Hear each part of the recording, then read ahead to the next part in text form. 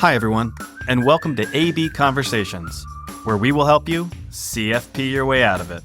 A podcast where you get into the minds of a couple certified financial planners on how we think and feel about everyday financial planning questions and what should really matter most to you.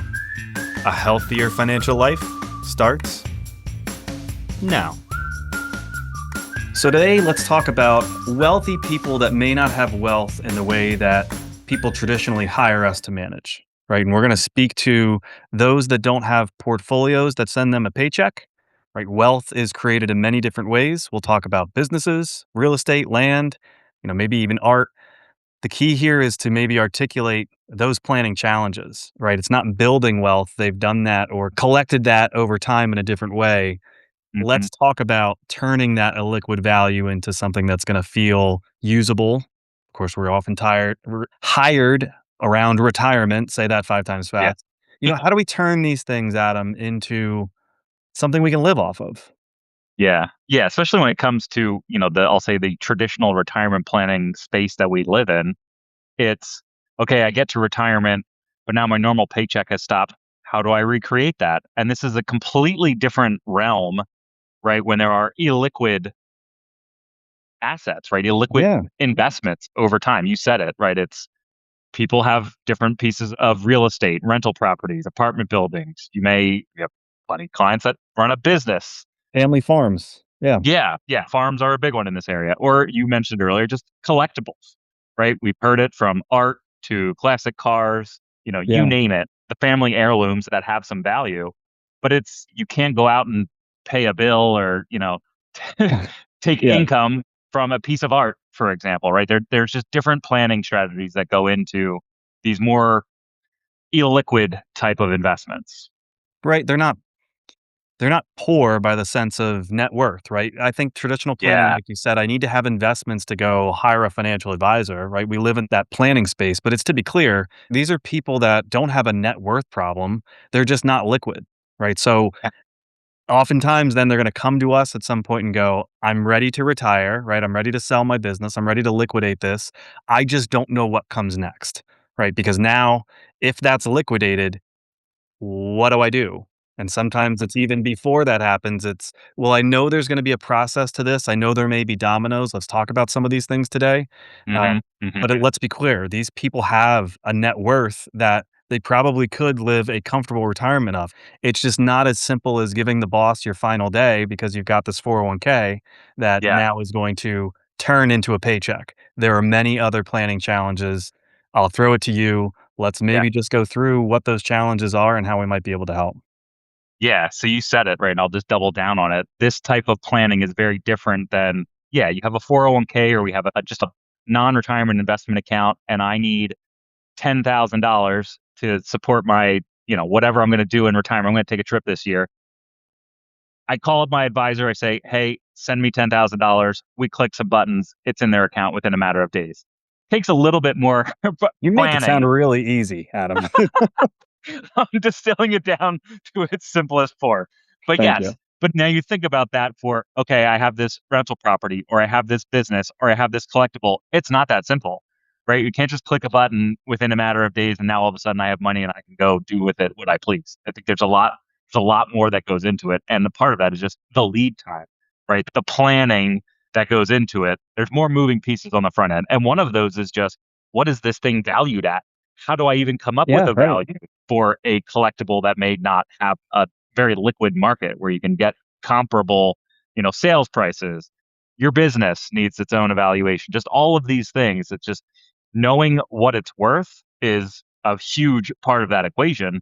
But ultimately, what it's worth is what someone will eventually pay for it, which we've often seen kind of that disconnect too with some retiring business owners that say, well, here's what I think it's worth. But then when they actually go through the process of trying to sell the business, it can be a much different outcome.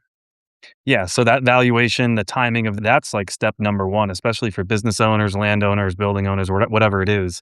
There's Yeah. often, though, I think in our experience, sometimes a mismatch between what it's worth and what it could pay you or what it is paying you. Think of land that farmers own that's worth a lot of money, and maybe it's worth a lot of money because of what somebody else would do with that land. But then you look at what their paychecks are while they're farming that land, and it doesn't seem like that's a fit for that. You could Yeah. go to the other side, right? We had a business owner that sold the business. It was like a cash cow. Like, the thing Yeah. was literally an ATM machine for this guy, but then when it was time to go sell it, well, gee, the income he was used to living off of from the business was not something that he could continue living off of based on the sale price. So, Yeah. there is a planning challenge there of kind of figuring out as well, what is this worth if it's liquid? What is that income going to be able to produce for me? Yeah, and the other part of that, and thinking about, I was going to say, just thinking about the business aspect here, but we've seen it recently with some of the collectible side of things too. It's that forward thinking on the tax impacts, because we've often seen it with business owners when they sell the business. It's now this huge hit when it comes to taxes, right? I'm going to have Yeah. capital gain on whatever the sale price is. There's a lot of moving pieces just to calculate that tax impact. But in our experience, typically over many years of somebody owning a business, right, their basis ends up very low. They sell it for a larger amount.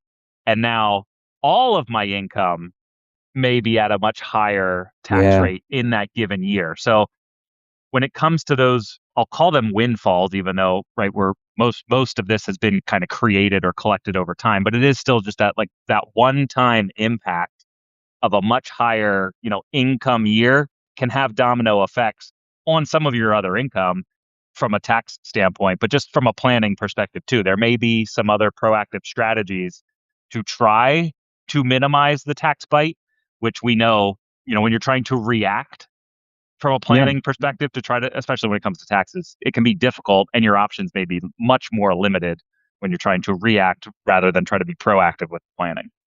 Especially if in these examples, we are talking to somebody whose net worth, all of that wealth that we're talking about that's not liquid, is really concentrated into one thing, whether that's Yeah. one asset. I've got this building, but it's one tenant. There's only one buyer out there. My art is from one artist.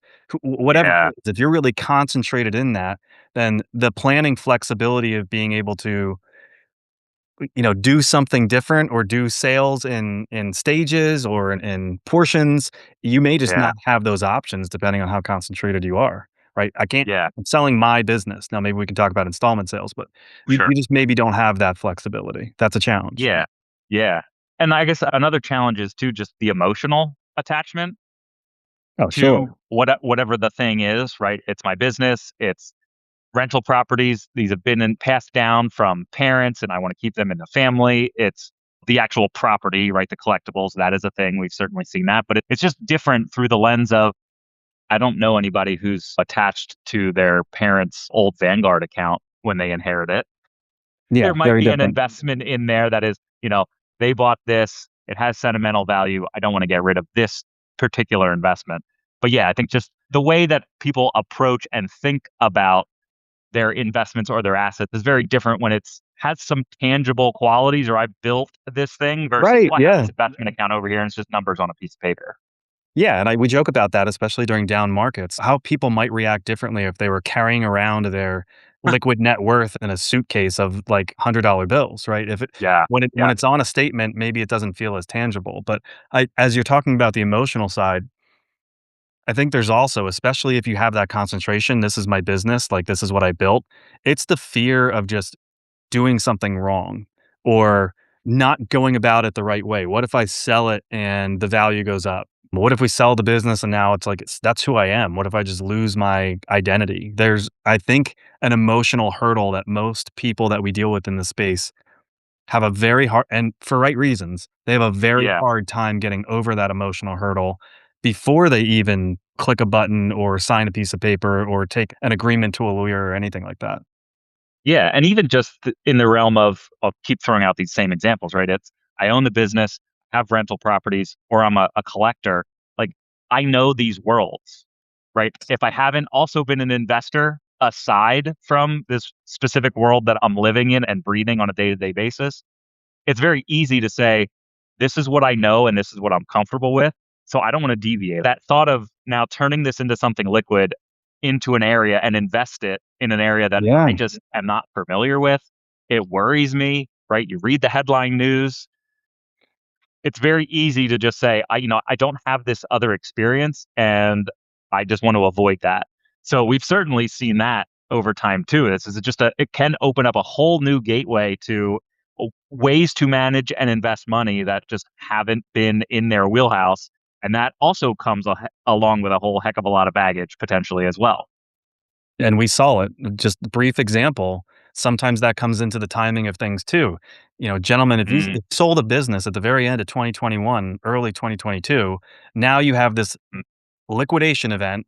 Now we build this plan that goes, all right, here's how we have to separate all of these buckets of money to be able to serve you over time. But that's the year the market's down 20% and bonds are down oh, 10%. Now somebody's first experience in something that you said very well is not something they've gone through before, right? Because a very common business owner doesn't diversify their wealth. It's all built in the business. That first experience now shaped this guy's thoughts on what yeah, things are gonna look like moving forward and not yeah. trusting the market and needing to rely on some lower interest bearing things that may not help him keep up over time with inflation and the things that we would worry about in planning. So there is a lot of fear and, like you said, a lack of experience in the way that we would now have to direct them to recreating paychecks that becomes its own hurdle, own challenge. Yeah, it's just I think that just falls into just that general fear of the unknown, right? I don't know exactly how that world works, so I immediately start to fill it with how everything can kind of go wrong, right? My intrusive negative thoughts take over in that space. So then let's switch gears a little bit to okay, but then how do we actually help people navigate this to some degree? You mentioned it earlier, right? That idea of if I'm going to sell a thing, whether it's the business or a property or, collectible art, Yeah, whatever, it doesn't have to be an all or nothing proposition, right? You don't have to we would completely hope. Yeah. sell. Yeah, right. I guess there's always some circumstances where that may be required, but yeah, I think there's ways to go about it to start to dip your toe into it, start to get the experience for how does this process actually work, have some liquidity, have some experience diversifying out of whatever it is that you've been kind of concentrated in and just start Right. to get a feel for it as a way to transition into the process more than just let's just rip the band-aid and start down this new path blindly. Or sometimes I'm thinking of another recent example, somebody that again has built a lot of net worth, but it is in real estate and kind of acknowledging that, okay, at some point I'm going to need to sell something that doesn't need to be today. But a lot of the planning exercise was trying to identify when is that? And does that timeline kind of match where I think I may be in life and what may be important to me now or at that time, right? Because we do know that people go through different stages of retirement. That honeymoon phase right as you get into it may look very different, right? Those go-go years may look very different than the slow-go years or the no-go years. So just identifying, okay, at what point in my future plan am I going to have to make a different decision? What's going to be the pivoting point? Yeah, and sometimes it's something it just as I don't want to say as simple as, but it can be as basic as coming up with I need this money for this purpose before you sell Right. whatever the thing is, right? Because then I think that helps. We're big proponents of mental accounting, the mental Yes. bucketing kind of thing. I think that makes it much easier to connect the dots between I'm selling this thing that I am emotionally attached to, but there's a purpose, right? I'm doing it to fulfill whatever this other thing is that I say I either want or need to do.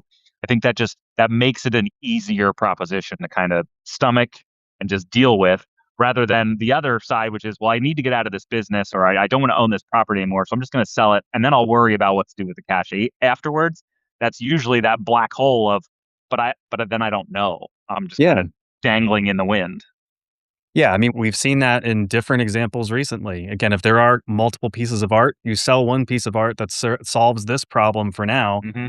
until we have the next problem. Or I've got both of these properties. I want to keep this one here because it's closer to my grandkids, but they're not going to be little for the rest of their lives. They're going to move Yeah. on with their life and who knows where they're going to be. So, as long as I have the knowledge that I can or maybe should be selling that sometime within the next 10, 15 years, now I'm, like you said, mentally accounted for this serving this purpose over this period of time. And then I may be able to do something different. Yeah. The other aspect, and I know I already touched upon this a little bit. I think you did too. Just how to deal with the taxes in advance, right? Just being proactive with that side of things.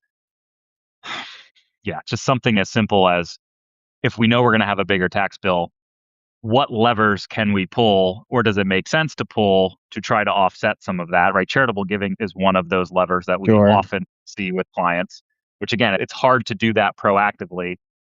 And the calendar can sometimes play a role in any of these decisions, right? So the more lead time somebody would have, right? Because we've seen this recently. We've had either a business sold or a collectible sold, you name it, like third quarter of the year, getting Yeah. close to year end, and now the clock is ticking because anything Yep. that happened from a tax standpoint usually needs to happen by year end, and that can really compress the decision making timeline, which can make it difficult to take advantage of some potential strategies within a Well, and I think timely yeah, manner. also depending on the structure of the business and how big it is Mhm. or who's going to be coming in and buying it, whether it's something internal or external, we've seen installment sales really work for that reason. I own 100% of the business, but I'm only going to sell 20% of it this year, then 20% the next year. Or I'm making up numbers now, but kind of phase your way out, not only for business succession planning, but also because that is often way better from a tax perspective. Yeah. Yeah. I All would right. What else? I would also say, now I'm kind of stuck on those business owners. There is to a certain extent like wanting to be sale ready. And again, it depends on who you're selling it to, but you know, oftentimes the institutional knowledge on how you do things doesn't help you if that's not able to be replicated by the next person. So, whether Yeah. it's the books and the way you keep them, the titles of things, the proper appraisals, documentation on, a client base, whatever is going to Yeah. help that next party or that next person, execute on the job the way that you did, you need to Mhm. start doing that ahead of time. And that's something that we would want to help somebody with. Yeah. And even just thinking from a value standpoint, in valuing a business like that or whatever it may be, yeah, the more work you can do to make that transition as seamless as possible, in theory, should help the valuation. Or if there's some sort of income agreement on top of an original sale, right? Which, that could be another way to kind of go about it. You mentioned the installment sales, but we've certainly, in our industry, certainly those earnouts over a Yeah, period of time, it's going to look like an income stream. nobody's buying our desks. They're wanting to have a continued relationship with the client base, right? The plumber's tools are that's great, but anybody can go get the tools. What do they Fair. want? It's access to that goodwill that has been created over time with whatever that business's clients are. Yeah. Certainly, all of that pre-planning work and then what needs to happen to get things liquid, of course, is something that we can play a role in. What Hmm. really then needs to happen is making sure that we turn that sale into the paycheck, right? Bring things full cycle to how we talked about this. I Yeah. think where we would want to help people is make sure they understand, okay, once that thing is sold, what is it doing for me? How am I going about structuring that? What are the types of investments that are going to serve different purposes, right? This is not just going to be one big pile of cash that's going to sit in somebody's safe, right? There needs to be a structured income plan, and of course, that's the more traditional planning that we do. Yeah. Yeah. I'm picturing, the Scrooge McDuck with the Yeah, gigantic pool filled with gold coins. That's at least as far as that'd I've be seen one it. way to That do it, I that guess. hasn't been that hasn't been a reality. Somebody, maybe somewhere. All right. As always, appreciate you. Appreciate your insight. This is not that uncommon, right? People build Yeah. wealth in different ways. If you have wealth in that space, you need to turn it into a paycheck. Talk to a planner, right? There are a lot of great Yeah. investment advisors out there. I get it. There's a lot of planning that needs to happen on the front end, all the way down to just emotionally being able to hold a hand through the process and help get to the root of what's really going to serve you moving forward. Yeah. Well said. It can be a much more complicated and complex planning approach to these types of investments, assets, whatever you want to call them. No doubt about it. It requires a little bit more care. So let's talk. All right. All right. Till next time. Bye. Bye.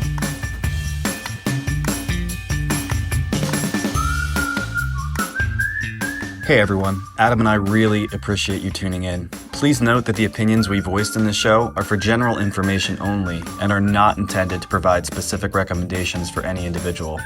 To determine which strategies or investments may be most appropriate for you, consult with your attorney, your accountant, and financial advisor or tax advisor prior to making any decisions or investing. Thanks for listening.